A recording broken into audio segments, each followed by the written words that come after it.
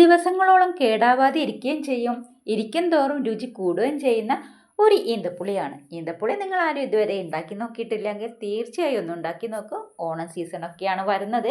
ഓണത്തിനും ഒരു മാസം മുന്നേയൊക്കെ നമുക്ക് ഉണ്ടാക്കി സ്റ്റോർ ചെയ്ത് വെക്കാൻ പറ്റുന്ന നല്ലൊരു കറിയാണ്.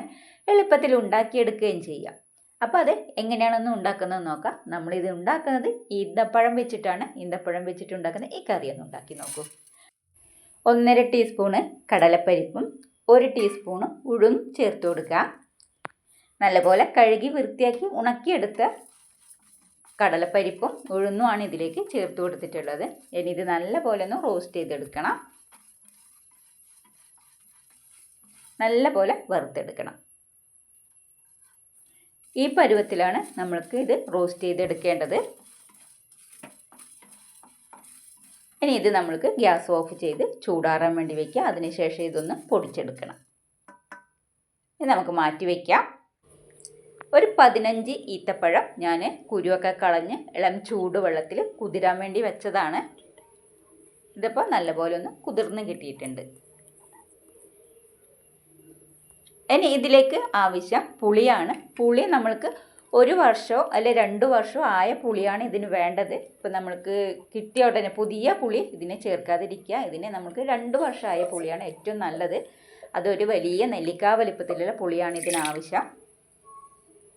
അത് മിക്സിയുടെ ജാറിലേക്ക് ചേർത്ത് കൊടുക്കാം. അതോടൊപ്പം ഇതിൻ്റെ കൂടെ തന്നെ ഈന്തപ്പഴവും ചേർത്ത് കൊടുക്കണം.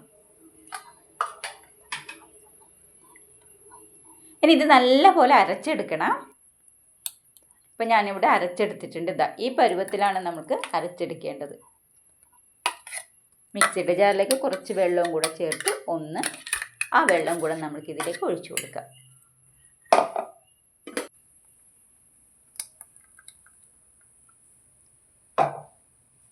നല്ലപോലെ മിക്സ് ചെയ്ത് കൊടുത്ത് നമുക്കിത് മാറ്റി വയ്ക്കാം.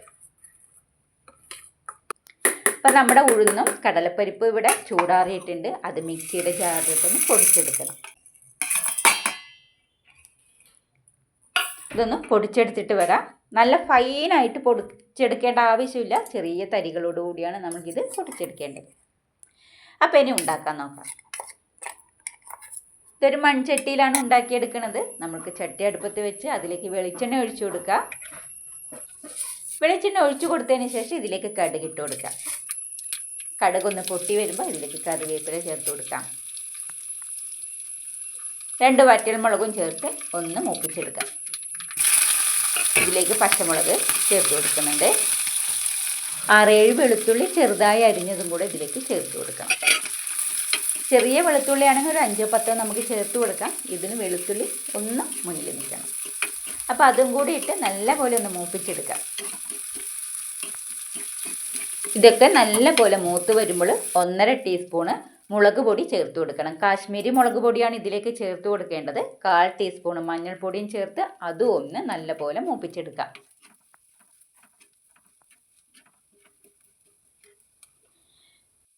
ഇനി ഇതിലേക്ക് 1 ടീസ്പൂണ് ഉലുവപ്പൊടി കൂടെ ചേർത്ത് കൊടുക്കണം.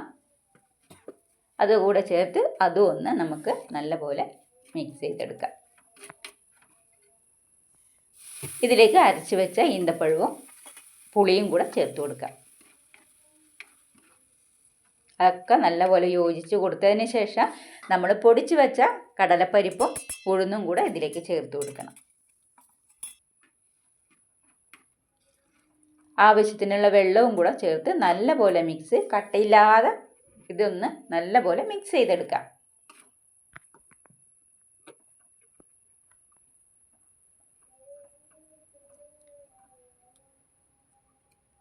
നല്ലപോലെ കട്ടി ഉണ്ടാവും. പെട്ടെന്ന് തന്നെ ഇത് കട്ടിയാവും. അതുകൊണ്ട് അതിനനുസരിച്ചിട്ടുള്ള വെള്ളം ചേർത്തിട്ട് വേണം ഇത് നല്ലപോലെ വേവിച്ച് കുറുക്കിയെടുക്കാൻ വേണ്ടി.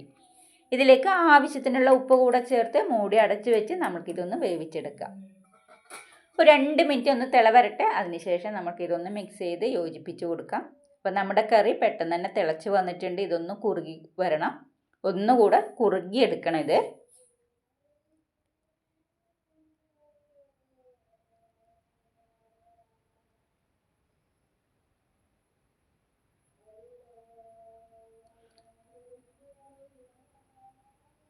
ഇത് നല്ലപോലെ ഇളക്കി കൊടുത്ത് മൂടി അടച്ച് വെച്ച് ഒരു 2-3 മിനിറ്റ് കൂടെ മീഡിയം ഫ്ലെയിമിൽ വെച്ചിട്ട് നമുക്കിത് തയ്യാറാക്കിയെടുക്കാം. അപ്പം നമ്മുടെ കറി ഇവിടെ നല്ലപോലെ കുറുകി വന്നിട്ടുണ്ട്. അപ്പം നമ്മുടെ കറി ഇവിടെ റെഡി ആയിട്ടുണ്ട്. ഇപ്പോൾ വിശേഷ ദിവസങ്ങളിൽ ഇനിയിപ്പോൾ ഓണമൊക്കെയാണ് വരുന്നത്. ഓണ സീസണിലൊക്കെ നമ്മൾ പുളിയിഞ്ചിയൊക്കെ ഉണ്ടാക്കി എടുക്കാറുണ്ട്. അപ്പോൾ പുളിയിഞ്ചിക്ക് പകരം ഇനി നിങ്ങൾ ഈ ഈന്തപ്പുളി ഒന്ന് ഉണ്ടാക്കി നോക്കും. ദിവസങ്ങളോളം ഇരിക്കുകയും ചെയ്യും. ഇരിക്കുന്നതിനനുസരിച്ച് രുചി കൂടുകയും ചെയ്യുന്ന നല്ലൊരു കറിയാണിത്. അപ്പോൾ തീർച്ചയായിട്ടും എല്ലാവരും ഒന്ന് ഉണ്ടാക്കി നോക്കൂ. വീഡിയോ ഇഷ്ടപ്പെടുകയാണെങ്കിൽ ഒന്ന് ലൈക്ക് ചെയ്യുക. സബ്സ്ക്രൈബ് ചെയ്യാതെയാണ് എൻ്റെ വീഡിയോ ഇതുവരെ കണ്ടിട്ടുള്ളത് എങ്കിൽ ഒന്ന് സബ്സ്ക്രൈബ് ചെയ്ത് സപ്പോർട്ട് ചെയ്യാനും മറക്കരുത് കേട്ടോ.